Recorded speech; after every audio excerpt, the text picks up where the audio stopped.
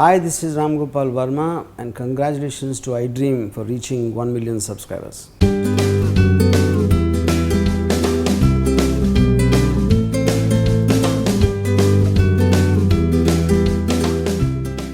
దర్శకుడి కథలో కెమెరామెన్ పాత్ర ఎంత? డైరెక్టరు ఒక ఆర్కిటెక్ట్ లాంటాడు. ఒక ఇంటిని టోటల్గా ఆయనే డిజైన్ చేస్తాడు. దానికి మెయిన్గా ఒక 4 పిల్లర్స్ కావాలి కదా.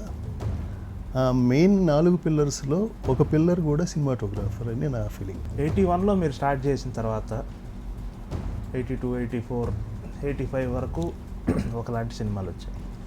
87లో వచ్చిన శివ ఒక్కసారి ఇండస్ట్రీని తిప్పేసింది. ఈ రామ్ గోపాల్ వర్మ ఎవరి దగ్గర డైరెక్టోరియల్ డిపార్ట్మెంట్లో కానీ ఈ ప్రాక్టికల్ అనుభవం లేదండి తనకి.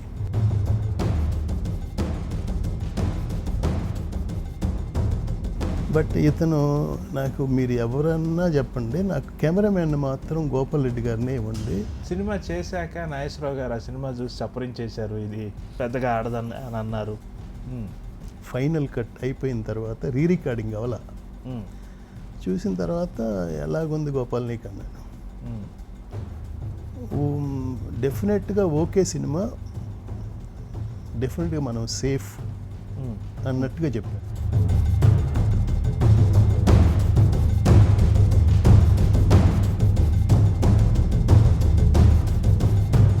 ఫస్ట్ కాపీ రికార్డింగ్ అయిపోయి సౌండ్ ఎఫెక్ట్స్ అంతా అయిపోయిన తర్వాత ఫస్ట్ టైం మళ్ళీ నేను చూశాను.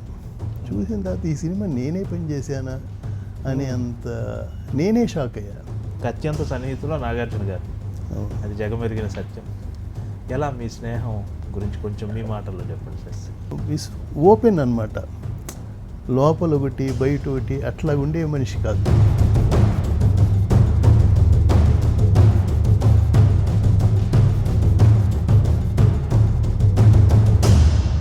ఈయనకి అటువంటిది ఏమీ లేదు. ఏదన్నా ఉంటే ముఖం మీదే తిట్టేస్తాడు కూడా. అట్లాగా హీస్ లోపల ఒకటి బయట ఒకటి ఉండదు. సో అది నాకు చాలా ఇష్టం. చిరంజీవి గారితో కూడా కలిసి పనిచేశారు. ఆయన మహా హిట్ స్టేట్ రౌడీ ఇవన్నీ మీరు చేసినవి. ఆ అనుభవం చెప్పండి. ఆయన మహా కష్టజీవి అండి.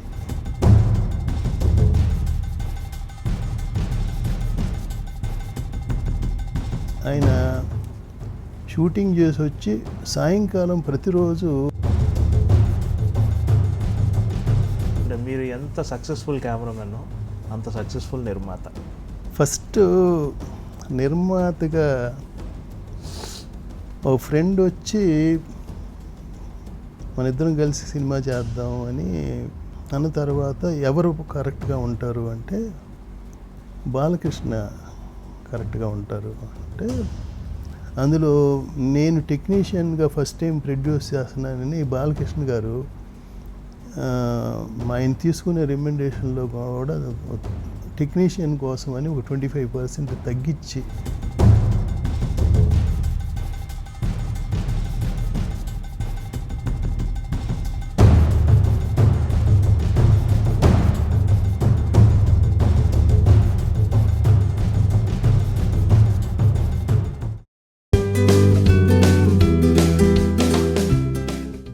నమస్కారం. కాఫీ విత్ యమునా కిషోర్ కార్యక్రమానికి ఎప్పటిలాగే కాఫీతో స్వాగతం. ప్రతి వారం ఓ లెజెండ్ని కలుసుకుని వారి నుంచి కొత్త విషయాలు తెలుసుకునే ఈ పరంపర కొనసాగుతూనే ఉంటుంది. నేను ఓ విషయం మీతో పంచుకోవాలనుకుంటున్నాను. చిన్న చిన్న విషెస్ ఉంటాయి కదా, కొన్ని పెద్ద పెద్ద విషెస్ కూడా ఉంటాయి. ఇప్పుడు సింగర్కి ఇళయరాజా దగ్గర పాడాలి, లేదా ఏఆర్ రెహమాన్ దగ్గర పాడాలి. అదే ఓ ఆర్టిస్ట్కి అయితే విశ్వనాథ్ గారి సినిమాల్లో నటించాలి, లేదా మణిరత్నం సినిమాల్లో నటించాలి. ఇలాంటి కోరికలు ఉంటాయి కదా, చిన్నదో పెద్దదో. అలాగే ప్రతి ఫిలిం మేకర్కి ఓ కోరిక ఉంటుంది. ఓ పీసీ దగ్గర పనిచేయాలి, ఓ పీసీతో పనిచేయాలి, ఓ గోపాల్ రెడ్డి గారితో పనిచేయాలి. ఇవన్నీ అదృష్టం ఉంటేనే అమరుతాయి. ఇటువంటి ఓ అదృష్టం, ఇటువంటి ఓ అద్భుతమైన అవకాశం నాకు కలిగింది. ఎస్ గోపాల్ రెడ్డి గారితో పనిచేసే ఈ గొప్ప అవకాశాన్ని నేను ఉపయోగించుకున్నాను. వారితో కలిసి కాఫీ తాగే అవకాశం కూడా నాకు ఈరోజు వచ్చింది. అంటే యాజ్ యూజువల్ మీకు కూడా వచ్చింది. సో వారితో కలిసి కాఫీ తాగే ప్రయత్నం చేద్దాం. నమస్కారం సార్. నమస్తే కిషోర్ గారు. చాలా సంతోషం, మీరు టైం ఇచ్చారు, థ్యాంక్ మీ యూ. అమూల్యమైన టైం ఇచ్చారు. అండ్ మీతో కలిసి పనిచేసే అవకాశం నాకు రావటం నిజంగా నేను లైఫ్ టైం ఒక గొప్ప అవకాశంగా ఫీల్ అవుతాను. It's my చాలా రోజులు ఎదురు చూశాను మీతో కలిసి పనిచేయాలని. My pleasure. సార్ మీరు విఎస్ఆర్ స్వామి గారి శిష్యులు, వారు పనిచేసిన చాలా సినిమాలకు మీరు టెక్నీషియన్గా ఉన్నారు, అసిస్టెంట్గా, అసోసియేట్గా ఉన్నారు. అండ్ ఫస్ట్ ప్రారంభమే మీ గురువు గారి ప్రస్తావనతో స్టార్ట్ చేయాలని కోరుకుంటున్నాను. Okay. మీ స్మృతి పదంలో మీ గురువు గారి చిత్రణ ఎలా ఉంది, అది మీ మాటల్లో తెలుసుకోవాలనుకుంటున్నాను.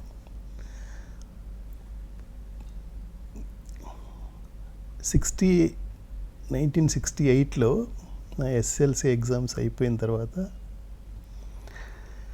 సీనాగేశ్వరరావు గారని ఒక తెలుగులో ఆ రోజుల్లో అప్పటికి పెద్ద కెమెరామెన్. ఎన్టీ రామారావు గారి సినిమాలు, నాగేశ్వరరావు గారి సినిమాలు కూడా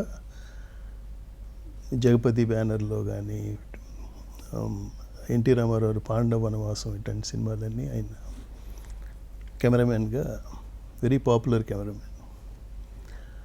ఆయన మా father close friends. C Nageswara Rao గారు అంటే ఇప్పుడు వాళ్ళ అబ్బాయి విజయ్ కుమార్ అని కెమెరామెన్, వాళ్ళ ఫాదర్ అన్నమాట. మన లీడర్ సినిమా ఇవన్నీ కరెక్ట్ చేశారు కదా? Correct okay. వాళ్ళ ఫాదర్. సో ఆయన ద్వారా వీనస్ స్టూడియోలో అప్రెంటిస్గా జాయిన్ అయ్యాను. ఆయనే తీసుకెళ్ళి నన్ను జాయిన్ చేశారు. తర్వాత ఆయన దగ్గర అసిస్టెంట్గా పెట్టుకోవాలని. ఓకే. సో అలాగా స్టార్ట్ అయింది. ఆయన నేను చేరిన ఫ్యూ మంత్స్లో చనిపోయారు అన్ఎక్స్పెక్టెడ్లీ. తర్వాత విఎస్ఆర్ స్వామి గారు ఆయనకి first Asadhyudu cinema first break ఆయనకి. దాని తర్వాత ఒక 3-4 సినిమాలు చేస్తూ ఉండగా వీనస్ స్టూడియోలో నేను అప్రెంటిస్గా చేస్తూ ఉండగా అడిగారనమాట, నువ్వు ఎవరబ్బాయివి ఏంటి అని. Because I'm 18 years old. అయితే చెప్పాను నేను, మీ ఫాదర్ బాగా తెలుసు నాకు, ఓ పని చేయి, కొన్ని రోజులు ఇక్కడ పనిచేసిన తర్వాత కలర్ సినిమాలు ప్రసాద్ స్టూడియోలో జరుగుతుంటే అది కూడా నేర్చుకో. ఇక్కడ ఎక్కువ బ్లాక్ అండ్ వైట్ సినిమాలు జరుగుతూ ఉండేవి ఆ రోజుల్లో. ఓకే. నేను జాయిన్ అయినప్పుడు ఎస్వి రంగారావు గారు చదరంగం అనే సినిమా ఆయనే డైరెక్టరు. ఆ సినిమా జరుగుతూ ఉండేది. దాని తర్వాత ఎన్టీ రామారావు గారి నిండు మనసులు జరుగుతూ ఉండేవి. తర్వాత నేను ఆయన ప్రసాద్ స్టూడియోలో జాయిన్ చేయించి అక్కడ ఫ్యూ మంత్స్ చేసిన తర్వాత ఆయనే అవుట్డోర్ యూనిట్లో కూడా ఇది కూడా నేర్చుకుంటూ పెట్టని ఆయన తీసుకెళ్ళి మన సుందర్లాల్ నాథా గారి అవుట్డోర్ యూనిట్ ఉండేది, అక్కడ జాయిన్ చేయించారనమాట డూండి గారితో మాట్లాడి. ఓకే. అక్కడ కొన్నాళ్ళు చేసిన తర్వాత ఆయన దగ్గరికి అసిస్టెంట్గా తీసుకున్నారు. సో అట్లాగా విఎస్ఆర్ స్వామి గారి దగ్గర నుంచి అక్కడి నుంచి ఒక మోర్ దెన్ 8 years ఆయన దగ్గర జాయిన్ అయిన తర్వాత సమ్మవ్ మరి ఏ కారణంగానో ఏంటో సొంత బ్రదర్ లాగా చూసుకునేవాళ్ళు. డైలీ నన్ను ఆయన కారులో ఎక్కించుకొని ఆయన క్యారియర్లోనే భోంచేసేవాడిని. సో అందరూ అనుకునేవాళ్ళు ఇద్దరం కలిసి వచ్చి ఆయన క్యారియర్లో భోంచే ఓన్ బ్రదర్ అనుకునేవాళ్ళు చాలా వాళ్ళు. ఓకే. సో అట్లాగా was very close to their family. అంటే అప్పుడు మార్నింగ్ 7 o'clock స్టార్ట్ చేస్తే నైట్ 9 o'clock వరకు కంటిన్యూస్గా ఆయనకి ఒకేసారి 3 సినిమాలు 3 షిఫ్ట్లు అట్లా చేస్తూ ఉండేవాళ్ళు అనమాట. సో ఎప్పుడన్నా ఖాళీ దొరికినా ఏదన్నా సినిమాకి వెళ్ళాలన్నా కానీ స్వామి గారి మిస్సెస్ వాళ్ళు ఫస్ట్ నన్ను అడిగేవాళ్ళు, సినిమాకి వెళ్దాము ఒకసారి ఆయనతో మాట్లాడితే అట్లాగా. సో అంత ఫ్యామిలీలో అంత క్లోజ్ అయిపోయాను నేను. సో అలాగా ఒక 8 years పనిచేసిన తర్వాత ఫస్ట్ బ్రేక్ సంసార బంధం అని శేఖర్ బాబు ప్రొడ్యూసరు, ఈ మధ్యనే చనిపోయారు ఆయన. He gave me the first break అనమాట. దానికి మన కేఎస్ రామారావు గారు శేఖర్ బాబు ఒక క్లోజ్ ఫ్రెండ్స్ అనమాట. కేఎస్ రామారావు గారు వచ్చి ఇలాగ శేఖర్ బాబు సినిమా చేస్తున్నాడు, మీ అసిస్టెంట్ని కెమెరామ్యాన్గా పెట్టుకోవాలనుకుంటున్నాడు అని రామారావు గారు వచ్చి స్వామి గారిని అడిగితే స్వామి గారు నన్ను అడిగారు అనమాట, చేసే కాన్ఫిడెన్స్ ఉందా నీకు, చేస్తావా? చేస్తానంట. So started like that. Samsara Bandham release అయిన తర్వాత అప్పుడు ఈ సితారా వీటిలో రివ్యూ వస్తుంది. ఫస్ట్ సినిమా కదా, ఏం రాసి ఉంటారో అని ఒక ఎగ్జైట్మెంట్తో సితారా రాగానే కొని చూశాను అన్నమాట రివ్యూ. ఏంటంటే సినిమా పర్వాలేదు, తర్వాత డైరెక్షన్ పర్వాలేదు, అవన్నీ. లాస్ట్ లైను ఒక ఫోటోగ్రఫీ ఒక్కటి బ్యాడ్గా ఉంది. సో చదవగానే కళ్ళంపు నీళ్ళు వచ్చేసినాయి. సో ఇంకా మళ్ళీ మనం ఇంకా కెమెరామెన్ అవ్వలేము అని స్వామి గారి దగ్గరికి వెళ్ళి మళ్ళీ మీ దగ్గరికే వచ్చేస్తానండి అనను. ఆయన ఒక మాట అన్నారు, ప్రతి మనిషికి ఫస్ట్ ఫ్లాప్ వస్తేనే దాని తర్వాత సక్సెస్ వస్తుంది, take it as a challenge అన్న. ఒక ఫ్యూ మంత్స్కి మన విజయ బాపిరెడ్డి గారు ఫోన్ చేసి గూట్లోని రామచిలకాన్ని ఒక సినిమా చేస్తున్నాను, మురళీమోహన్ సరిత ఆ సినిమాకి కెమెరామ్యాన్గా చేస్తావా నువ్వు? సరే అండి, ఆ సినిమా చేశాను, పర్వాలా అది ఓకే. దాని తర్వాత గోపాలరావు గారు అమ్మాయి, అది పెద్ద హిట్ కదా, అది 100 రోజులు ఆడటంతో కొంచెం ఎవరు ఈ కుర్రాడు అనే ఇది వచ్చిందనమాట. ఎంత ఏజ్ సార్ మీరు ఫస్ట్ కెమెరామెన్ అయినా? సంసార బంధం టైంకి ఎంత ఏజ్ మీది?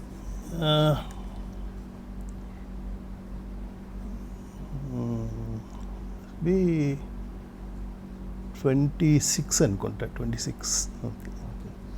ఒకటి మీ సీక్రెట్ చెప్పాలి మీరు, ఏంటంటే ఇంత సస్టైనబిలిటీ మీ గురువుగారికి మీకు ఇద్దరికి కామన్గా ఉన్న లక్షణం. 30 ఏళ్ళు గడిచిపోయింది, ఇంకా ఎక్కువ అయింది అనుకుంటా, 32 ఏళ్ళు గడిచిపోయినా ఇంకా మీరు ఇండస్ట్రీలో డిమాండ్ ఉన్న కెమెరామెన్, ఇంకా మీరు పనిచేయాలని కోరుకుంటున్నారు. అది ఏంటి? డిమాండ్ ఉందో లేదో తెలియదు కానీ ఇంకా పని చేయాలనే కోరుకుంటున్నా. మీరు కోరుకోవటం కాదు, మీరు పని చేయాలని ఇండస్ట్రీ కూడా కోరుకుంటుంది కదా. ఇప్పటికి కూడా మీ రీసెంట్ సినిమా ఉంది కదా, నమో వెంకటేశ వరకు మీరు యాక్టివ్గా ఉన్నారు, అదే ఇప్పుడు మళ్ళీ చేయబోతున్నారు.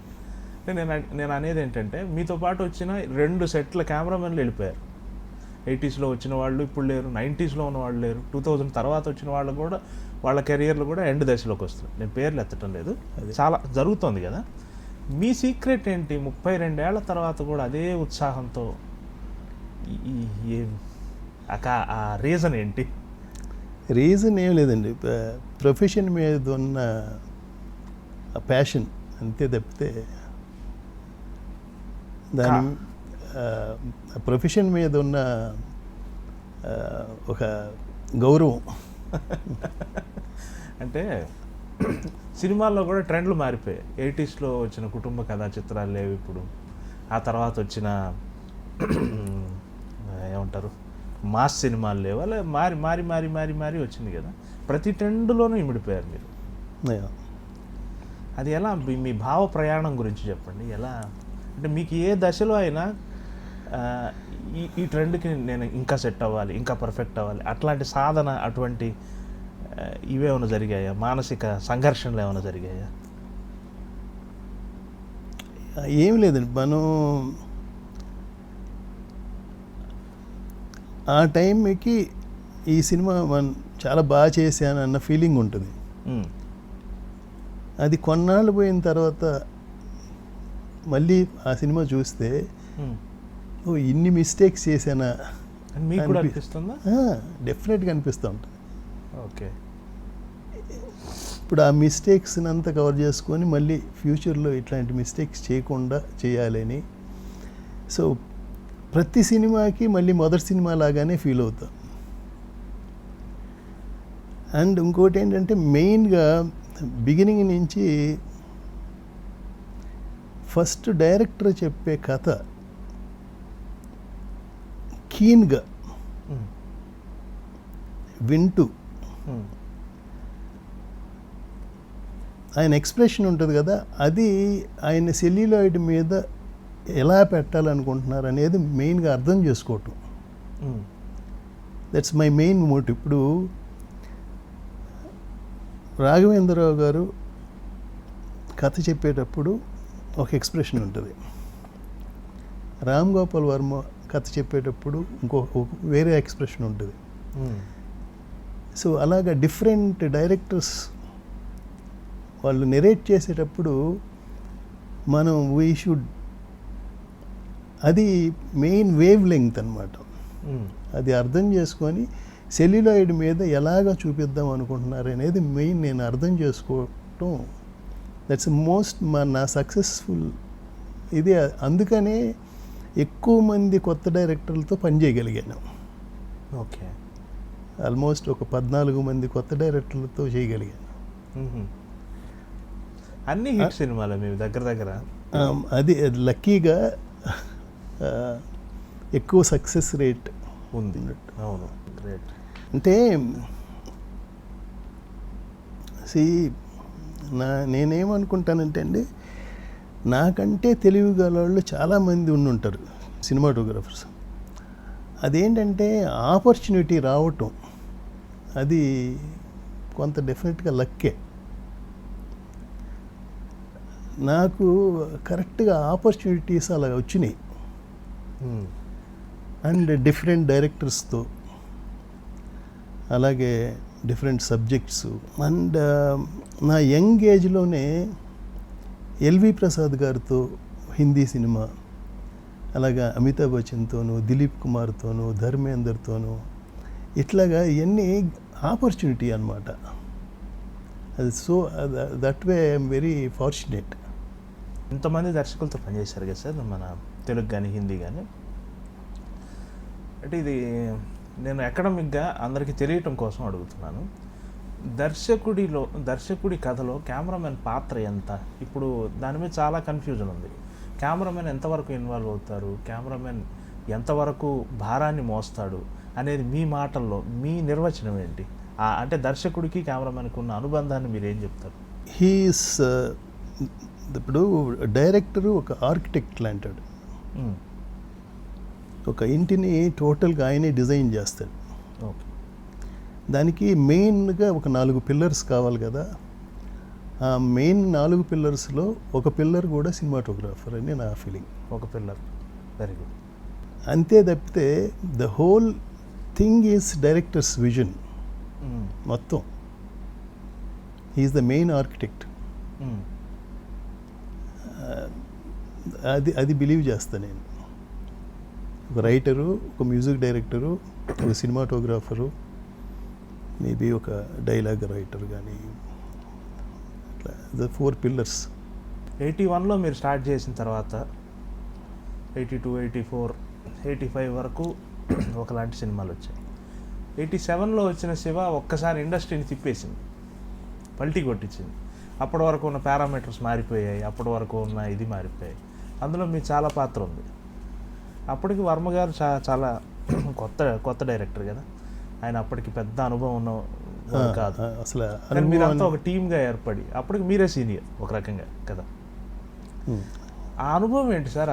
అది ఇండస్ట్రీని అలా అంత సంచలనం అవుతుందని ఎక్స్పెక్ట్ చేశారా? దాని వెనక ప్రయత్నం ఏంటి, మీ పాత్ర? అది ఏంటంటే,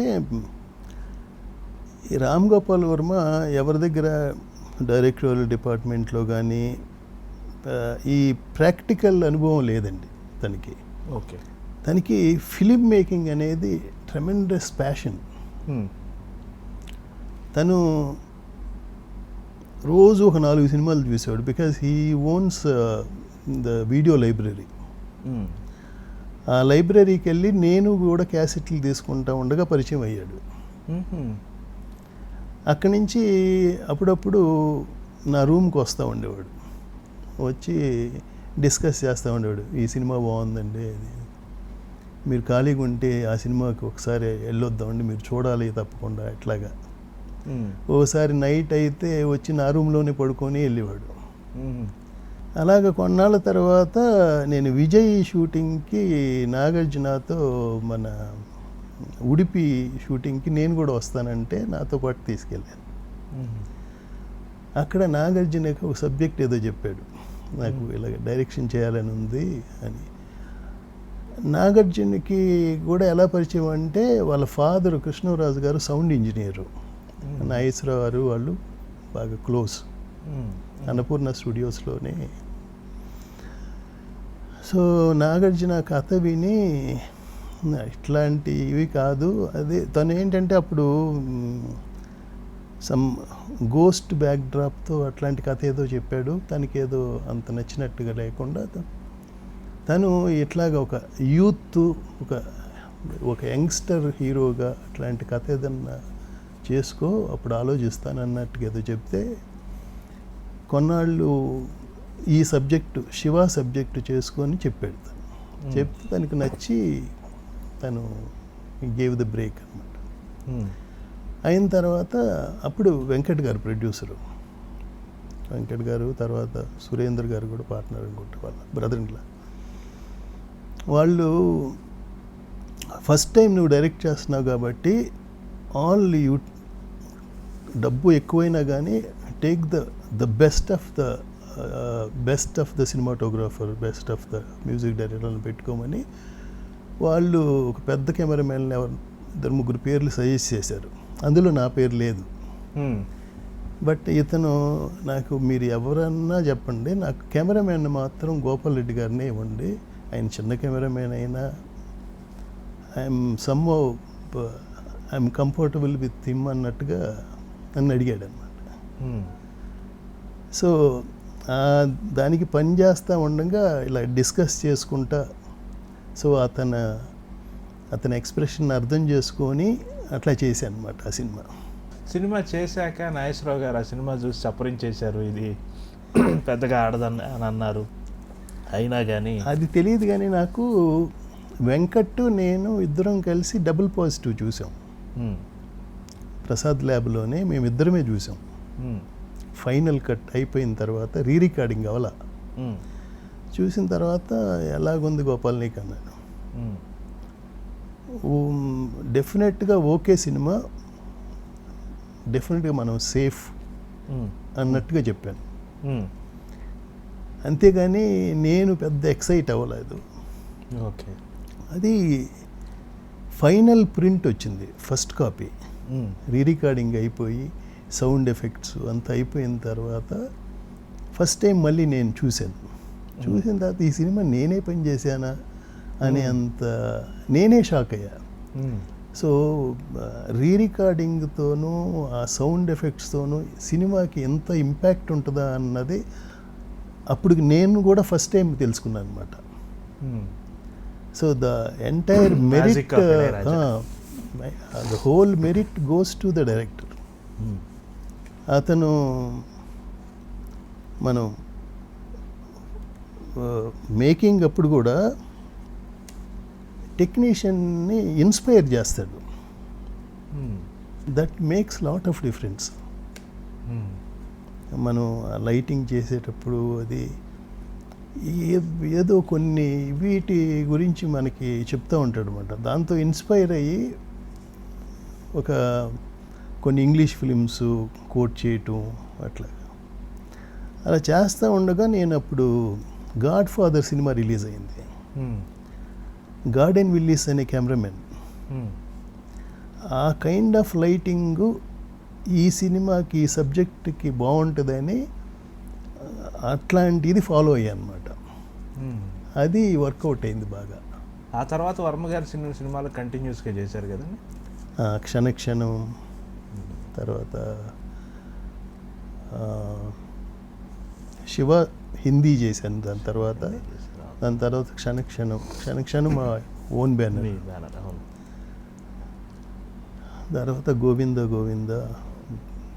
కెమెరామెన్ కోణం కాసేపు పక్కన పెట్టేద్దాం. మీరు మంచి దర్శకులు, మీరు చేసిన ఆటోగ్రాఫ్ సినిమా చాలా అద్భుతంగా ఉంటుంది. చేరం తమిళ్లో తీసిన దానికన్నా కూడా తెలుగులో బాగుంటుందని నా ఫీలింగ్. ఆ అనుభవం చెప్పండి సార్.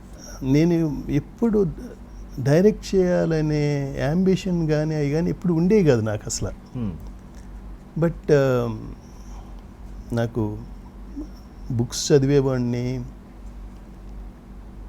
అంతేగాని సినిమాకి డైరెక్ట్ చేయాలని ఎప్పుడు యాజ్ ఎ సినిమాటోగ్రాఫర్గా పెద్ద స్థాయిలో పెద్ద కెమెరామ్యాన్గా ఉండాలనే ఇదిగా ఉండేది, కానీ అది అసలు ఎప్పుడు ఆలోచించలే, ఉన్నా కానీ ఆలోచించలే నేను. ఇది ఓకే. సడన్గా ప్రొడ్యూసరు ఒక ఆయన ఈ సినిమా కొని, మన బెల్లంకొండ సురేష్ గారు, నా గెస్ట్ హౌస్కి పక్కన ఉండేది వాళ్ళ ఆఫీసు. ఆయన ఒకసారి వచ్చి ఇలాగ ఛాంబర్లో ఇలా ఒక తమిళ సినిమా కొన్నానండి, వీలైతే ఒకసారి వచ్చి చూస్తారా.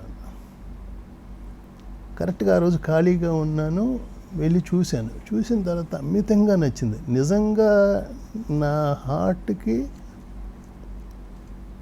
ఇట్లాంటి సినిమా చాలా గొప్పగా అనిపించింది.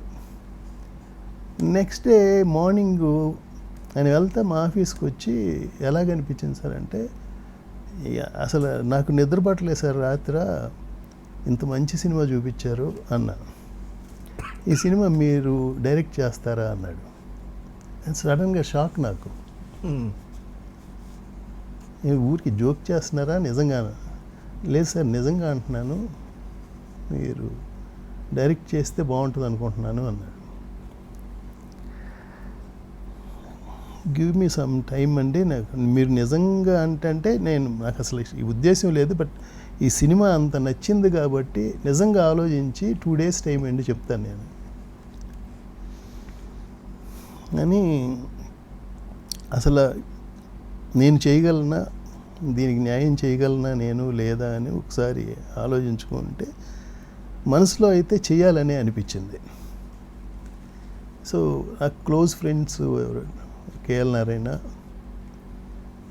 ఆయనతో మాట్లాడితే నిజంగా అంత నచ్చితే మీకు చేయాలనిపిస్తే తప్పకుండా చేయండి అని. నెక్స్ట్ నాగార్జున నాకు బాగా క్లోజ్ అయిన, సో తనకి ఫోన్ చేసి అడిగాను, ఏంటి గోపాల్ ఎప్పుడన్నా నాతో చేస్తావేమో అనుకున్నాను, లేదు బాబు ఈ ఆపర్చునిటీ నాకు బాగా అనిపించింది, ఒకసారి మీరు కూడా చూడండి సినిమా అన్నాను. సో అందరి సైడ్ నుంచి గ్రీన్ సిగ్నల్ ఇచ్చిన తర్వాత ఇంకా దెన్ ఐ సెడ్. చాలా మంచి సినిమా, చాలా గొప్ప సినిమా. నా అభిప్రాయం ప్రకారం అది తమిళ్లో తీసిన దానికన్నా తెలుగులో చాలా బాగుందని. మంచి సంగీతం అమరింది. అవును. ఆ లొకేషన్స్, పడవ ప్రయాణాలు, అవును, అది మొత్తం మీద చాలా అద్భుతంగా అనిపిస్తుంది. ఇండస్ట్రీలో మీరు అజాత శత్రువు. ఐ మీన్ మీరు ఈ 30 ఏళ్ల కెరియర్లో మీ మీద ఏ వివాదాలు లేవు. ప్రధానంగా మీకు ఒక జెంటిల్మెన్ ఇమేజ్ ఉంది. ఎప్పుడు ఒక్క మాట తూలిన సందర్భం కానీ ఏమీ లేదు. క్లీన్ అండ్ క్లియర్ ఇమేజ్ మీది. లక్కీలీ. అండ్ ప్రతి ఒక్కళ్ళు మిమ్మల్ని ప్రేమించారు. రాఘవేంద్రరావు గారు లాంటి వాళ్ళు, బాపు మన జంధ్యాల గారు లాంటి వాళ్ళు, నాగార్జున గారు లాంటి వాళ్ళు, వీళ్ళందరినీ అంటే యాక్చువల్గా మీది ఒక్కో సినిమా నేను ప్రశ్న అడుగుతూ పోతే 24 గంటల ఇంటర్వ్యూ కావాలి మనకి సమయాభావం వల్ల. కనీసం మీతో పనిచేసిన కొందరి ప్రస్తావన నేను చేయాలనుకుంటున్నాను. జంధ్యాల గారు మీ ప్రయాణం మీ కెరియర్ మొదటి దశలో ఉండగా జంధ్యాల గారితో బాగా ట్రావెల్ చేశారు. అవును. ఆ అనుభవం, ఆ మహానుభావుడితో మీ జర్నీ అది చెప్తారా? నేను ఒక 3-4 సినిమాలు చేసిన తర్వాత నా దగ్గర ఎంవి రఘు అని అసిస్టెంట్గా ఉండేవాడు. యాక్చువల్గా ఆయన కళ్ళు రఘు కూడా స్వామి గారి అసిస్టెంటే, నా తర్వాత అసిస్టెంట్ అనమాట. నేను కెమెరామ్యాన్ అయిన తర్వాత స్వామి గారిని, నాకు ఒక అసిస్టెంట్ కావాలి కదండి, మీ దగ్గర నుంచి ఒక అసిస్టెంట్ని ఎవరిని తీసుకుంటానంటే, నీకు ఎవరిని కావాలో వాళ్ళని తీసుకోమన్నారు. ఆయన దగ్గర ఒక 5 అసిస్టెంట్లు ఉండేవాళ్ళు కదా. అందులో నుంచి నాకు రఘు ఈజ్ ఎడ్యుకేటెడ్ అండ్ నాకంటే ఎక్కువ వెల్ రెడ్ మ్యాన్. తర్వాత చాలా నాటకాలకి వాటికి కూడా ఈ జంధ్యాల గారితో వీళ్ళతో విజయవాడలో అనుభవం ఉన్నాడు. నేను కలిసి పనిచేశాను. అవునా? సో తనని నేను అసిస్టెంట్గా తీసుకున్నాను అనమాట. ఆ టైంలో జంధ్యాల గారు ఇదే అన్నప్పుడు ఆ, నన్ను అడిగారనమాట ముద్దమందారం సినిమాకి. సో ఆ సినిమా పనిచేస్తూ ఉండంగా నా మిస్సెస్ వాళ్ళ మిస్సెస్ కూడా రాజమండ్రి నుంచే వాళ్ళిద్దరూ. So they know each other. అట్లాగా ఆల్మోస్ట్ ఇక అక్కడి నుంచి ఆల్మోస్ట్ ఒక ఫ్యామిలీ మెంబర్స్ లాగా ఎక్కువ వైజాగ్ కానీ రాజమండ్రి కానీ ఉంటా ఉండే షూటింగ్లు ఎక్కువ. సో నేను నా మిస్సెస్ వెళ్ళేవాడిని. ఆయన ఒకే హౌస్ తీసుకొని 50 days అందరు కలిసే ఉండేవాళ్ళు. వీళ్ళు లేనప్పుడు మేమిద్దరం ఒకే రూమ్లోనే ఒకే బెడ్ మీదే ఉండేవాడు పడుకొని. తెల్లవారుజామున 3:30కి లేచి నేను లేచే లోపలే సీన్స్ రాసుకుంటూ ఉండేవాడు. అట్లాగా ఇద్దరం కలిసి ఒక ఆల్మోస్ట్ 11-12 సినిమాలు కలిసి పనిచేసాం. ఆయన దగ్గర ఆయనతో ప్రయాణం చేయటం వల్లే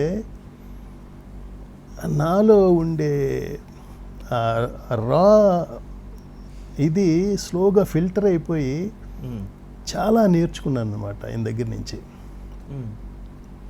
ఆయనకి కత్తికి ఈ చివర ఆ చివర పొదును ఉన్నట్టుగా ఎంత విద్వత్ ఉందో అవి చెప్పేవాళ్ళు. ఇటు ఎంటర్టైనింగ్గాను, తర్వాత ఆ కమర్షియల్ ఆస్పెక్ట్లో ఉండే ఇవి. సో అలాగా ఆయనతో ఉండే సో మెనీ ఇయర్స్ ఆ జర్నీలో నేను కూడా మనిషిలో ఒక తెలియని ఒక ఫిల్టర్ అయిపోయి చాలా నేర్చుకున్నాను అనిపించింది.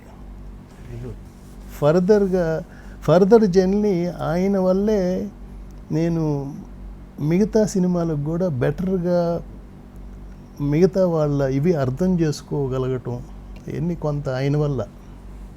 ఆ సిరీస్ మొత్తం మీరు ఆనంద భైరవి తెలుగులో కన్నడలో 2 చేశారు. నంది అవార్డు సినిమా ఆనంద భైరవి. ఆ సిరీస్ మొత్తం ఆయనతో చాలా రోజులు పనిచేశారు. అత్యంత సన్నిహితులు నాగార్జున గారు, అది జగమెరిగిన సత్యం. ఎలా మీ స్నేహం గురించి కొంచెం మీ మాటల్లో చెప్పండి సార్.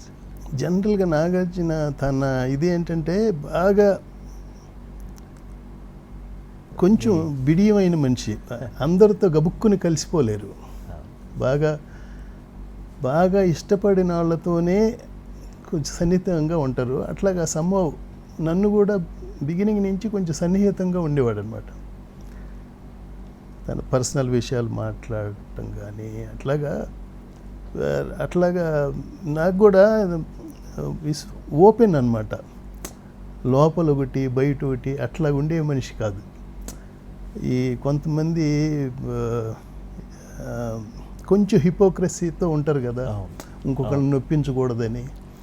ఈయనకి అటువంటిది ఏమీ లేదు. ఏదన్నా ఉంటే ముఖం మీదే తిట్టేస్తాడు కూడా. అట్లాగా హీఈస్ లోపల ఒకటి బయట ఒకటి ఉండదు. సో అది నాకు చాలా ఇష్టం.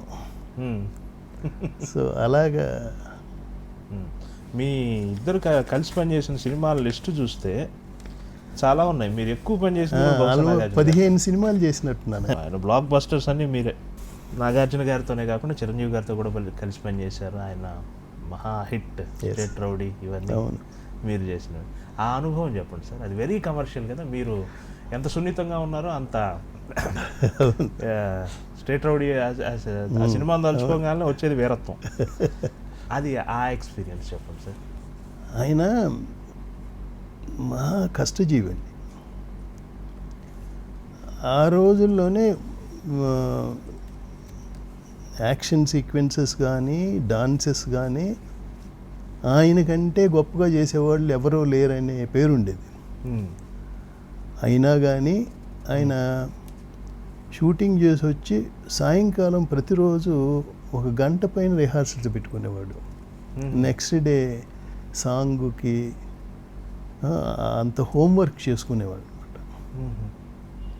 అట్లాగే కొన్ని యాక్షన్ సీక్వెన్స్ చేసేటప్పుడు ఒక్కొక్క ఈ యాక్రోబెట్స్ లాగా చేస్తున్నప్పుడు నాకే గముక్కుని ఏదైనా చిన్న స్లిప్ అయితే హెడ్తో ల్యాండ్ అవుతారు, ఇంత రిస్క్ ఎందుకు చేస్తున్నారు అనిపిస్తూ ఉండేది.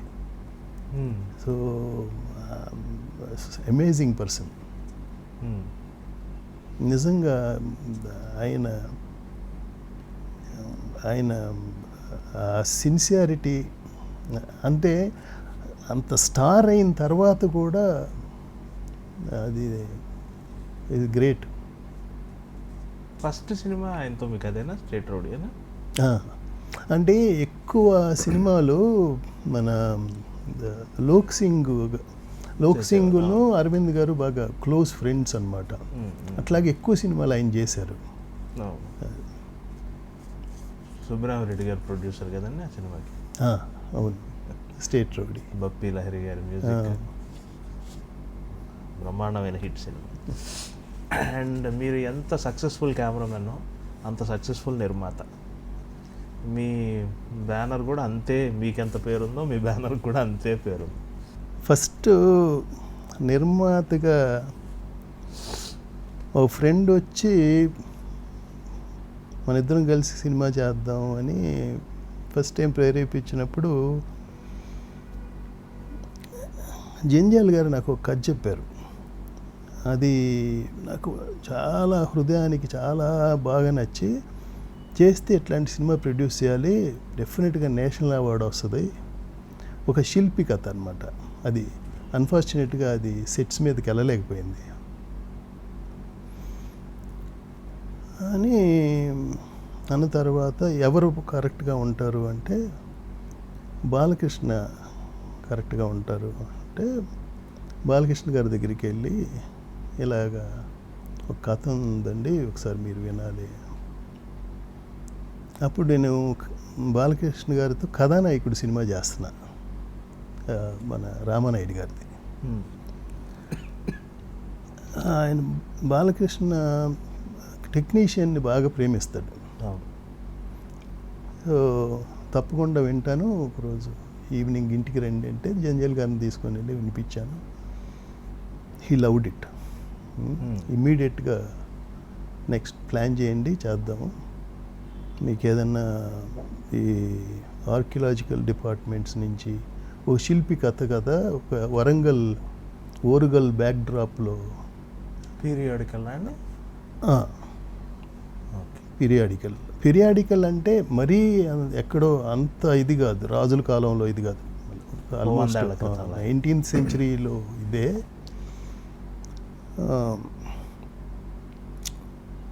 అన్నీ ఓకే అయిపోయాయి.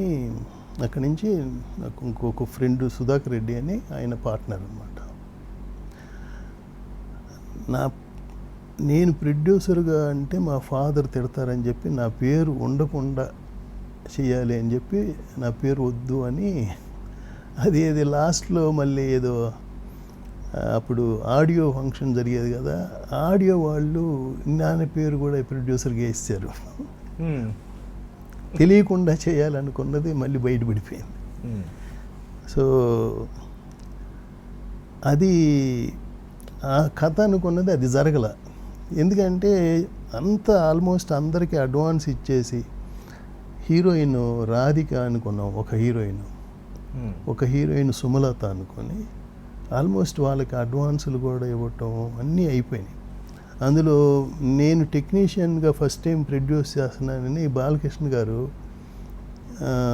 మా ఆయన తీసుకునే రికమెండేషన్లో కూడా టెక్నీషియన్ కోసం అని ఒక 25% తగ్గించి అట్లా ఒప్పుకొని అయిన తర్వాత ఒక నెక్స్ట్ మంత్ సెట్స్కి వెళ్తుందనగా జంజాల్ గారు ఒకసారి బయటికి వెళ్దాం రండి అని డ్రైవ్ ఇన్ వుడ్లాండ్స్ తీసుకెళ్ళి, అప్పుడు బయటగా కారుల్లో, ఏమండి ఒక మాట చెప్తాను కాదనకుండా వినండి, మనం ఈ సినిమా తర్వాత చేద్దామండి, నా దగ్గర ఒక కథ ఉంది, ముందు కమర్షియల్గా మీరు 4 డబ్బులు సంపాదించుకున్న తర్వాత చేద్దాము, నాకు ఈ ఫస్టే ఈ ఎక్స్పెరిమెంట్ చేసి మీరు ఏదైనా నష్టపోతే అని నాకు చిన్న భయం వేస్తుందండి. అదేంటండి, నేను ఈ సినిమా కోసం అని కదా ప్రొడ్యూసర్గా దిగాను, లేకపోతే నాకు వేరే అయితే దిగాలని లేదు. కాదు నా మాట వినండి అని చెప్పి బాబాయ్ అబ్బాయి అనే సినిమా ఆ కథ చెప్పారనమాట. రామారావు గారు తీసిన వద్దంటే డబ్బు సినిమా దాన్ని కొన్ని చేంజెస్తో ఇట్లా చేశాను, ఇది కొంచెం కమర్షియల్గా ఉంటుంది, దీంట్లో you make some money, then ఇట్లాంటి ఎక్స్పెరిమెంట్ చేద్దాం. నాకు ఇంకా మనసుకు అదే చేయాలని ఉందండి. ఇది మీరు కాదంటే తప్పదు, మళ్ళీ బాలకృష్ణ గారి దగ్గరికి వెళ్ళి చెప్పాలి, ఆయన ఇది ఒప్పుకుంటారో లేదో అంటే ఒకసారి మళ్ళీ వెళ్ళాము. మళ్ళీ ఇట్లాగాని అంటే ఓకే పోనీ ఇది చేద్దాం అన్నారు ఆయన. సో అట్లాగా ఆఫ్టర్ ఫ్యూ ఇయర్స్ తర్వాత మళ్ళీ క్షణక్షణం కేఎల్ నారాయణ గారితో కలిసి అక్కడి నుంచి కంటిన్యూస్గా ఒక 7 ఫిలిమ్స్ చేసాము. క్షణక్షణం కూడా ఒక రకంగా చాలా డేరింగ్ సబ్జెక్టే కదా అప్పటికి. అవును, చాలా అది యాక్చువల్గా రామ్ గోపాల్ వర్మ గారు డైరెక్టర్ అనుకున్న తర్వాత శ్రీదేవి ఒకసారి ఆయన తీసుకొని రమ్మంటే చెన్నై ఇక్కడ హైదరాబాద్ నుంచి తీసుకొని వెళ్ళాను.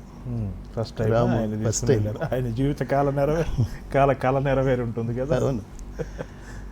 తర్వాత చెప్పిన తర్వాత ఇట్లాగా చేద్దామని, ఎటువంటి సినిమా చేస్తే బెటరు, ఎవరితో అంటే వెంకటేష్తో అని అనుకున్నాం అనమాట. రామానాయుడు గారు నా కోసం, నేను నాయుడు గారి బ్యానర్లో కంటిన్యూస్ సినిమాలు చేస్తూ ఉండేవాడిని. సో డేట్స్ అవి వెంకటేష్ డేట్స్ అవి కూడా చేశారు.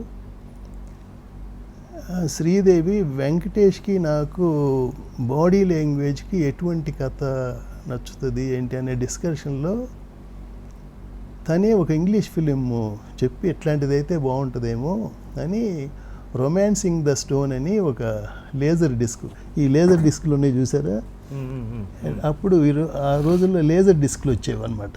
ఓకే.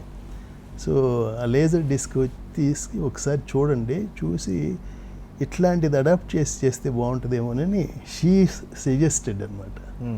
దాని నుంచి రాము క్షణక్షణం అనే సబ్జెక్ట్ తయారు చేశాడు. అందులో పాత్రలన్నీ కొత్తగా ప్రవర్తిస్తాయి కదా అప్పటి వరకు ఉన్న, అది వీటికి భిన్నంగా. శ్రీదేవి గారి యాక్షన్ కూడా కంప్లీట్గా డిఫరెంట్గా. అవును అవును. ఆవిడతో నేను కలిసి పని చేసినప్పుడు ఆ సినిమా ప్రస్తావనే నేను చెప్పి దాని గురించి చాలాసేపు మాట్లాడుకున్నాను. ఆవిడకి ఫిల్మ్ఫేర్ అవార్డు ఫస్ట్ టైం అది ఆ సినిమాకి. Very good. అక్కడ నుంచి మీ ప్రొడ్యూసర్ జర్నీ కూడా స్టార్ట్ అయింది. 2 ఏకకాలంలో బ్రహ్మాండంగా సినిమాటోగ్రఫీ అండ్ ప్రొడక్షన్.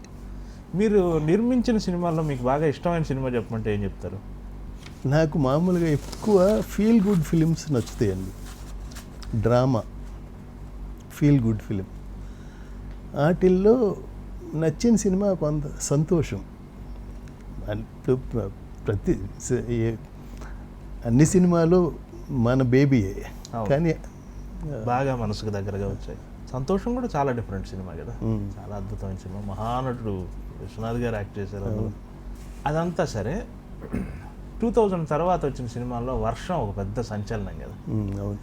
ట్రీట్ చేసిన పద్ధతి అదంతా, ఆ అనుభవం ఏంటి సార్? అది ఇట్ ఈస్ లైక్ అక్కడ మన ఎంఎస్ రాజు గారికి కూడా స్క్రిప్ట్ మీద కానీ ఒక యాజ్ ఎ కొన్ని సీన్స్ తను డిజైన్ చేయగలడు.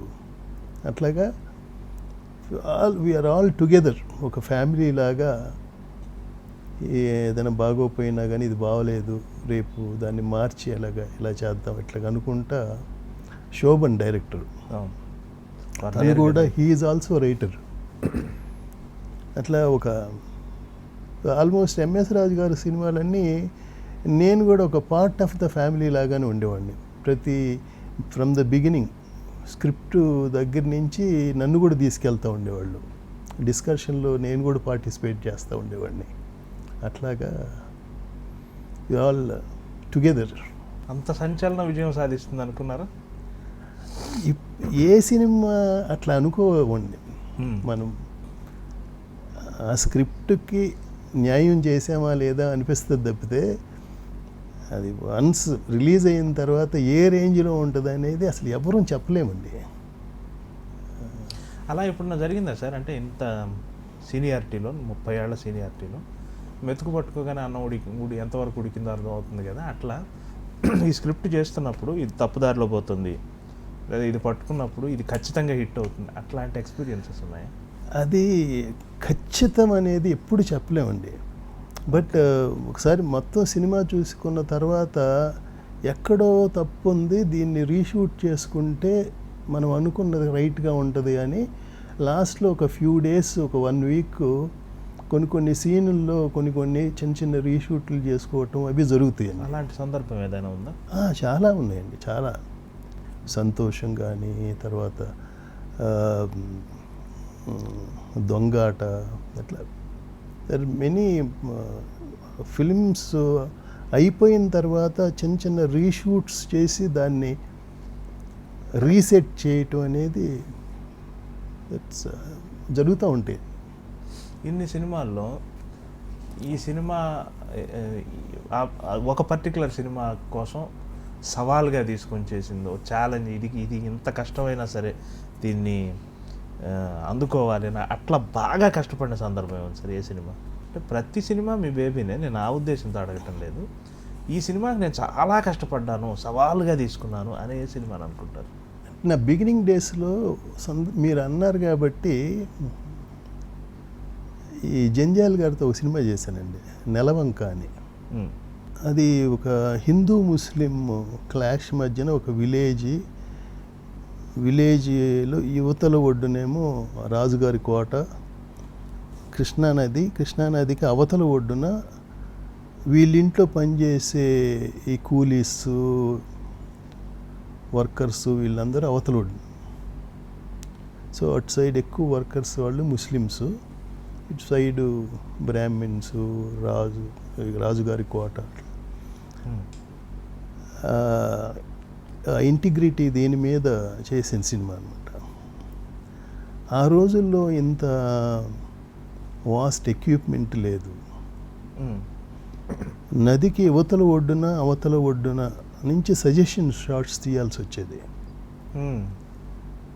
బట్ ద బడ్జెట్ ఈజ్ ఎవరు కొత్త ప్రొడ్యూసర్లు వాళ్ళు కొంచెం మనీ పోగు చేసి సినిమా తీయాలనే ప్యాషన్తో ఒక కాలేజ్ లెక్చరరు, అది జంజాల్ గారి ఫ్రెండ్స్ లాంటి వాళ్ళు కలిసి చేసి ఆ సినిమాకి నాకు 16,000 ఏమో రిమెండేషను. అది తీసుకోకపోగా నేను 5,000 వాళ్ళకి అప్పిచ్చాను. అంటే సినిమా మీద ప్యాషన్ అట్లా ఉండేదన్నమాట. అది ఆల్మోస్ట్ 35 days ఏమో రౌండ్ ద క్లాక్. అంటే అనుకోకండి, ఫస్ట్ సినిమాకి ఎంత సార్ రెమ్యునరేషన్?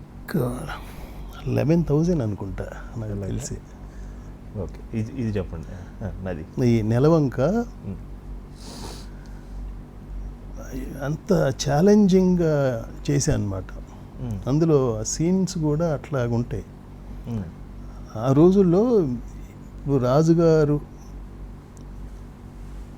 ఆయన కోటలో లైట్ పైన అప్స్టేర్స్లో లైట్ ఆగిపోతే ఆయన పడుకున్నారు అంటేనే అవతల ఒడ్డున ఆయన పర్సనల్ సర్వెంట్, వీళ్ళిద్దరూ క్లోజ్ ఫ్రెండ్స్ అనమాట.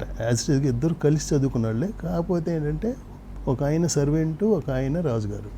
ఎక్కడండి లొకేషన్? నది అదంతా మన ముత్యాలకోట అని కృష్ణానది ఒడ్డున ఉంటుంది. ఓకే, అది రియల్ లొకేషనే. నిజంగానే ఇప్పటికీ అవతల ఒడ్డున ముస్లిమ్స్, యువతల ఒడ్డున ఇది అట్లాగే ఉండేది. అలాంటి ఇదే చేసి ఇక్కడ లైట్ ఆరిపోతే కానీ ఆయన పడుకోడు. సో దీన్ని సెల్యులాయిడ్ మీదకి చూపించడానికి చాలా కష్టమయ్యేది ఆ రోజుల్లో, ఇంత ఎక్విప్మెంట్ లేని రోజులు. అది క్లైమాక్స్ డౌన్ పోర్ రెయిన్ అనమాట, నిజం వర్షం. అట్లాంటి వర్షంలోనూ తెల్లవారుజామున ఒక 150 బోట్ల మీద కాగడాలతో వాళ్ళతో ఇద్దరి మధ్యన క్లాషు. నేను 2:30కి లేచి అందరినీ రెడీ చేసి ఆ తెల్లవారుజామున ఉండే ఆ టైంలోనే ఈ సీక్వెన్స్ అంతా చేయాలి. దోస్ డేస్ ఇట్స్ అంటే అంత ఛాలెంజింగ్గా చేసిన సినిమా. అది ఫస్ట్ వీక్ కూడా ఫుల్గా ఆడలా.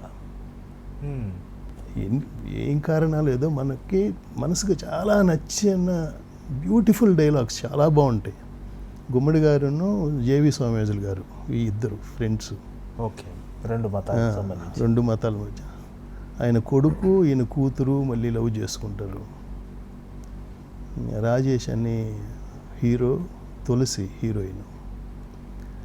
అమ్మాయి మతం మార్చుకొని వెళ్ళిపోవటం చాలా బ్యూటిఫుల్ సీన్స్ అన్నమాట. ఒక సీక్వెన్సు, ఈ అమ్మాయి కాలేజీలో ఒక అబ్బాయిని లవ్ చేస్తుంది. లవ్ చేస్తే అంటే ఇప్పుడు రాజుగారి కోటలో ఘోష ఈవినింగ్ 6:30 అయ్యేసరికి ఆ పెద్ద గేట్లన్నీ మూసేస్తారు. ఈ అమ్మాయి ఏమో అతను ఈ టైంకి నువ్వు రావాల్సిందే అని ఏదో అమ్మాయి వెళ్ళాలంటే టాంగాలో వెళ్ళాలి. ఆ టాంగా నడిపేవాడు అవతలొడ్డున ఉంటాడు. ఆ గుర్రాన్ని ఏదో కొడితే గుర్రపు సకిలింపుకి అవతల ఒడ్డిన వాళ్ళు విని బోట్ వేసుకొని యువతలకు వచ్చి అమ్మాయిని కాలేజీకి తెలియకుండా తీసుకెళ్తే అక్కడేదో ఇన్సిడెంట్ అయ్యి అమ్మాయిని సేవ్ చేసి మళ్ళీ తెల్లారుజాము లోపల అమ్మాయిని లోపల లేకపోతే తండ్రి చూసి విలేజ్ అంతా గొడవ అయిపోతుంది అని వస్తూ ఉంటే ఉరుములు మెరుపులు వర్షము, దాంతో రోజా విరిగిపోతుంది. విరిగిపోతే గుర్రం మీద స్వారీలో తీసుకొని వస్తూ ఉంటే ఆ చీకటి విడిపోతూ ఉంటుంది. స్కై మెల్లమెల్లగా తెల్లవారుజాము అయిపోతూ ఉంటుంది. వచ్చి ఆ స్ట్రీట్లో నుంచి ఆ కోటకు వచ్చేసరికి తండ్రిను విలేజర్స్ అందరూ వెయిట్ చేస్తూ ఉంటారు. ఈ కైండ్ ఆఫ్ సీక్వెన్సు చెప్పేటప్పుడు బాగానే ఉంటుంది, దాన్ని తీయటం ఎగ్జిక్యూషను, ఈ ఎక్విప్మెంటు ఇవి ఇప్పుడు ఉండే అంత లేని టైంలో అంత ఛాలెంజింగ్గా చేసుకొని చేయాల్సి వచ్చింది అనమాట. అది చెప్తున్నా, అంత కష్టపడ్డారు కాబట్టి మీ కెరీర్ ఎంత స్ట్రాంగ్గా ఉంది. రాఘవేంద్రరావు గారి ఫస్ట్ చాయిస్ మీరే అయి ఉంటారు. ఇప్పుడు ఇండస్ట్రీ మొత్తం చెప్పుకుంటున్నమాట ఇది. అంటే ఆయన ఫస్ట్ విన్సెంట్ గారితో పనిచేస్తున్నప్పుడు ఆయన బ్రదరు ప్రకాష్ చేస్తున్నప్పుడు కూడా ఏదైనా క్లాష్ ఉంటే నేను వెళ్ళి పని చేస్తూ ఉండేవాడిని. అప్పటి నుంచి ఐఎమ్ నెక్స్ట్ ఇదిలో నేను ఉండేవాడిని. ఆయన ప్రీతి పాత్రలో మీరు ఒకడు, కాదన్నా కానీ అదే. ఎలా గురువు గారితో మీ అనుబంధం చెప్పాలంటే ఒక భీష్మాచార్యుడు. Is all in all. ఇంతమందితో పనిచేశారు కదా, విశ్వనాథ్ గారితో పనిచేశారు, రాఘవేంద్రరావు గారితో పనిచేశారు. ఇది అడగచ్చో లేదో తెలియదు, మీ మనసుకు బాగా దగ్గరైన ఈయన శైలి నాకు నచ్చింది అనే దర్శకులు ఎవరు? నాకు బాగా క్లోజ్ జంజాల్ గారు. Very good. ఆ హాస్య చతురత బాగా నచ్చేది. ఏదో ఒక పిక్నిక్ వెళ్ళినట్టు ఉండేది తప్పితే సినిమా చేస్తున్నామని ఎప్పుడూ అనుకోవాలి, అంత ఇదిగా ఉండేది. అట్ ద సేమ్ టైం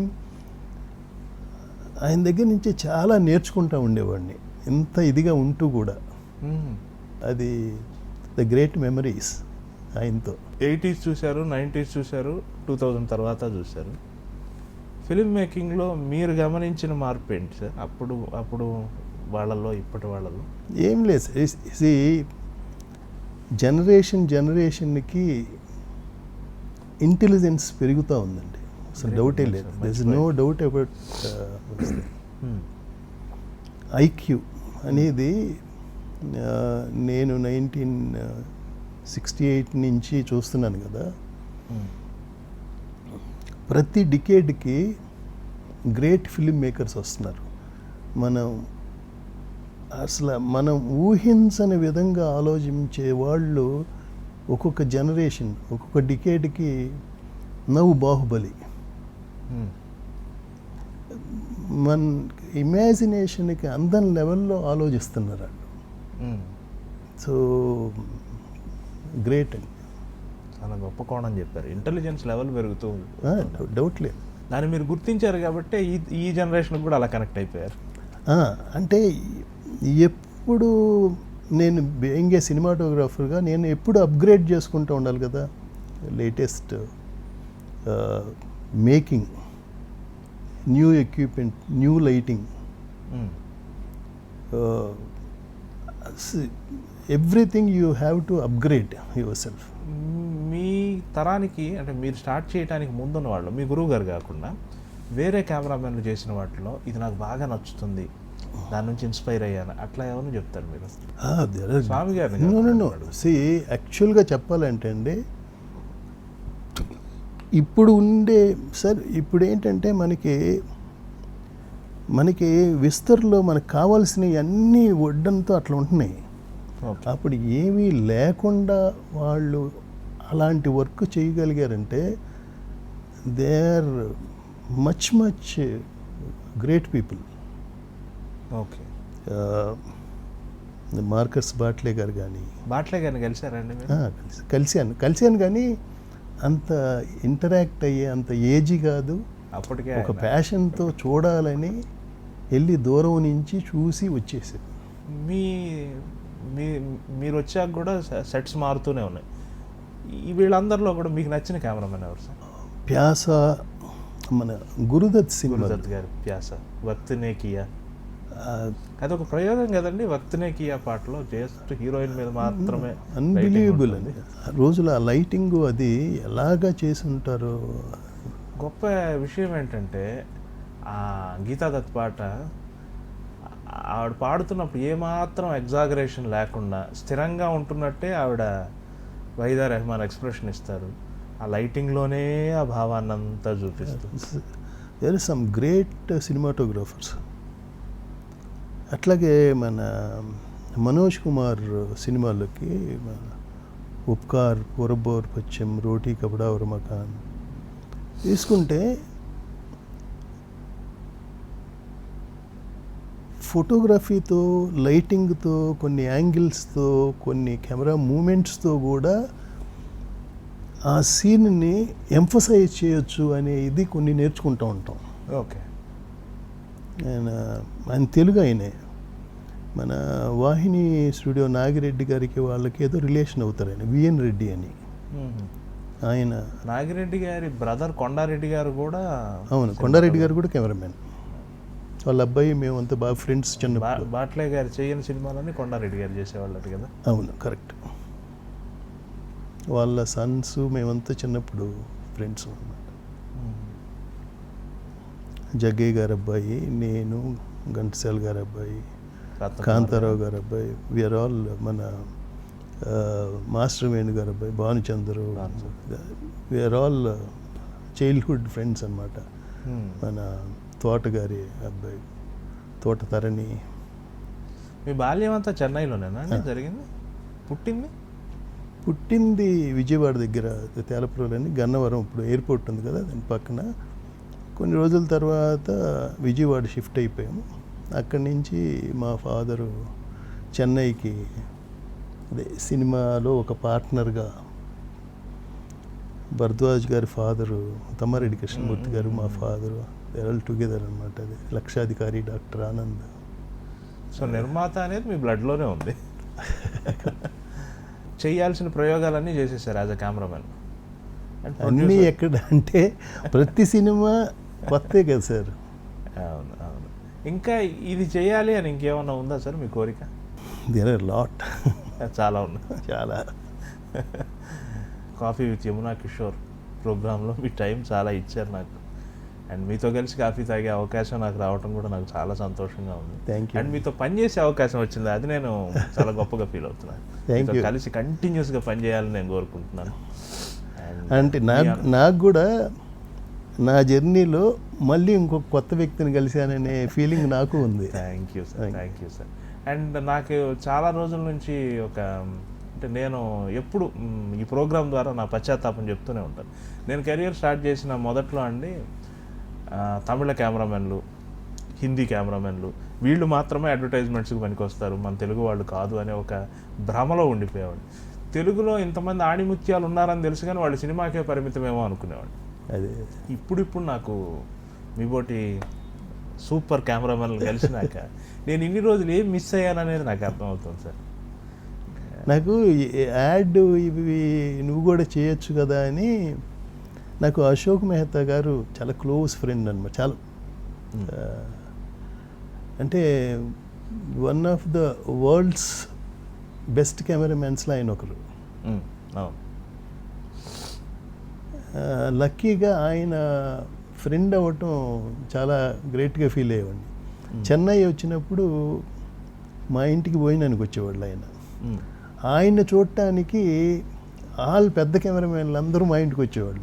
అప్పుడు ఎవరు మన ఇప్పటికి కూడా ఆ సంప్రదాయం ఉంది కదా, హైదరాబాద్ ఏ పెద్ద కెమెరామెన్ వచ్చినా మీ ఇంటికి వస్తారు. వస్తారు డెఫినెట్గా. ఎస్, సంతోష్ శివన్ గారు ఆల్మోస్ట్ లైక్ మన లగాన్ కెమెరామెన్ మన అనిల్ మెహతా, మా అబ్బాయి కూడా ఆయన దగ్గర అసిస్టెంట్గా చేశారు. అశోక్ మెహతా, అనిల్ మెహతా. మీరు తెలుగు తర్వాత హిందీ మీద బాగా కాన్సన్ట్రేట్ చేశారు. చాలా సినిమాలు ఉన్నాయి మీ హిందీ సినిమా. ఒక 12 సినిమాలు చేశాను. అవును అవును. కాకపోతే నాకేంటంటే ఈ ఫ్యామిలీ ఇది దూరం అయిపోతుంది అంటే ఆల్మోస్ట్. ప్లస్ అదిను అక్కడ ఏంటంటే డైలీ నైట్ 11:30, 12కి పార్టీ స్టార్ట్ అయ్యి తెల్లవారుజాము వరకు. అవును. సో ఆ డిసిప్లైన్ లైఫ్ కూడా మెల్లగా కన్సర్వేటివ్ లైఫ్కి అలవాటు పడ్డ వాళ్ళు బాంబే లైఫ్ చాలా ఇబ్బంది పడతారు. అవును, ప్రాక్టికల్గా నాకు తెలుసు అది. తర్వాత ఈ ఓన్ ప్రొడక్షన్లు అవి ఉండటంతో ఇంకా ఈ బాధ్యతలు కూడా విపరీతంగా పెరిగాయి. తమిళం మీద కొంచెం తక్కువ దృష్టి పెట్టారు. ఒకే ఒక సినిమా కోటీశ్వరన్. కోటీశ్వరన్ మగల్. కోటీశ్వరన్ మగల్. అది కూడా తెలుగులో గోపాలరావు గారు అమ్మాయి. అది రీమేక్ కాబట్టి తప్పక చేశారు. తప్పకంటే ఎవరు పెద్ద కదా తెలుగులో మీరు ఇంత సక్సెస్ఫుల్ కెమెరామెన్ అయినప్పుడు తమిళ వాళ్ళు ఎవరు పెద్దగా అడగలేదు, నేను చేయలేదు అంతే తప్పితే తెలుగుకే అంతే చేశారు. ఇప్పుడు బాగా ఇక్కడ కూడా బాగా బిజీగా ఉండేవాడిని. అవును, అదే చెప్తూ ఉంటారు మీ సినిమాలు 2-3 జరుగుతూ ఉండేయట. శిష్యులు ఇక్కడ శిష్యులు అలా తిరుగుతూ ఉండేవాళ్ళు. అవునవును, బాగా. కానీ గొప్ప విషయం ఏంటంటే మీరు ఇంకా అదే ఉత్సాహంతో ఉన్నారు. అది because I love my profession always. అవును, మీరు ప్రొడ్యూసర్ కావచ్చు, డైరెక్టర్ కావచ్చు, ఎన్నున్నా కానీ సినిమాటోగ్రఫీ అనేది నా మెయిన్ ప్యాషన్. అదే మిమ్మల్ని చూస్తుంటేనే అర్థమవుతుంది. లాస్ట్ క్వశ్చన్, మీ ప్రాణ స్నేహితుడు నారాయణ గారు, మీరిద్దరు కలిసి చాలా రోజులు 30 ఏళ్ల జర్నీ, మీ అనుబంధం గురించి మీ మాటల్లో వినాలి. అదే ఫస్ట్ క్షణక్షణం ముందు ఇద్దరం ఈవినింగ్స్ షటిల్ బ్యాడ్మింటన్ ఫ్రెండ్స్ అనమాట. సో అట్లాగా ఆయన కూడా సినిమాలంటే చాలా ఇష్టము, ప్యాషన్తో కలిసి చేద్దాం అన్నారు. సమ్మో అలా కుదిరింది ఇద్దరికి. ఇక్కడి నుంచి అలా కంటిన్యూ చేస్తాం. అది సుదీర్ఘ స్నేహం అనేది మీ దగ్గర కనపడుతుంది. బాపు రమణ గారు అట్లా అది చాలా సామాజికంగా ఎన్నో ఒత్తిళ్ళు ఉంటాయి, అన్నిటినీ తట్టుకుని. అదే మెయిన్ ఏంటంటే ఇందులో ఈగోస్ అనేది ఉండకూడదు సార్. కరెక్ట్. స్వార్థము అవి ఫస్ట్ మెయిన్ వచ్చేది అక్కడే అండి. ఏదైనా పాజిటివ్గా థింక్ చేస్తే ఏ ప్రాబ్లమ్స్ ఉండవు. పాజిటివ్గా థింక్ చేయటం నేర్చుకున్నాను నేను. Correct.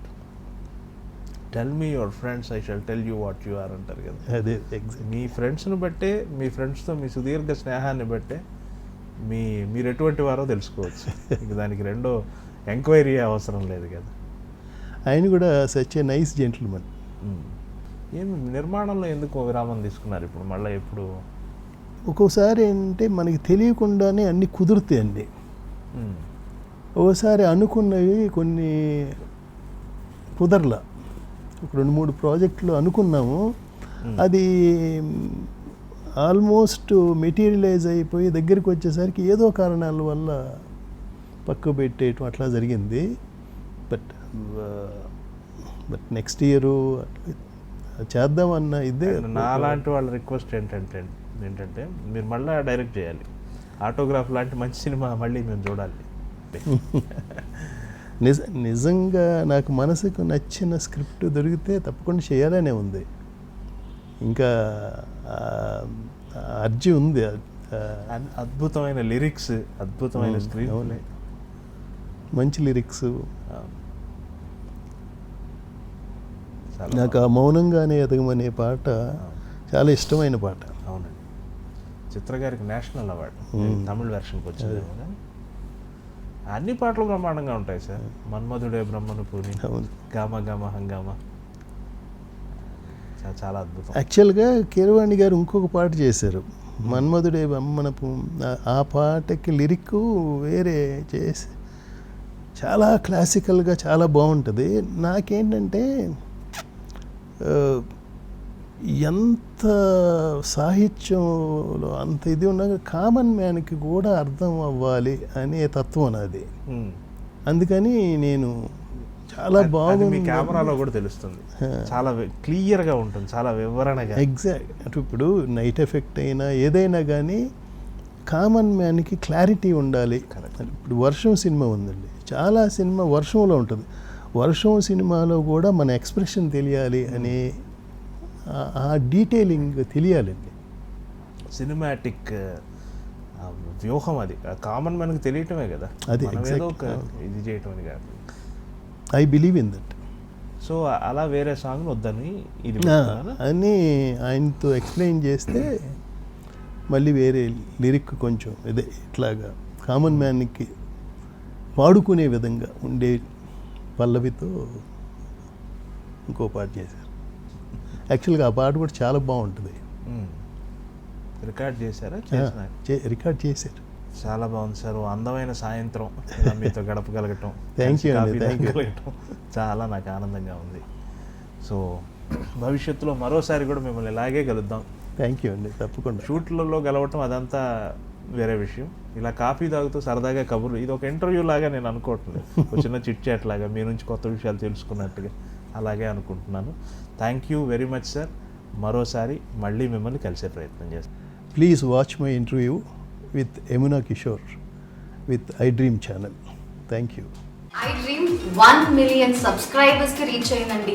Congrats to iDream Media on reaching 1 million subscribers.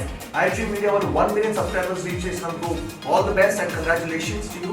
Congrats iDream. 1 million subscribers reach అయిన శుభతరుణంలో నా శుభాకాంక్షలు తెలియజేస్తున్నాను.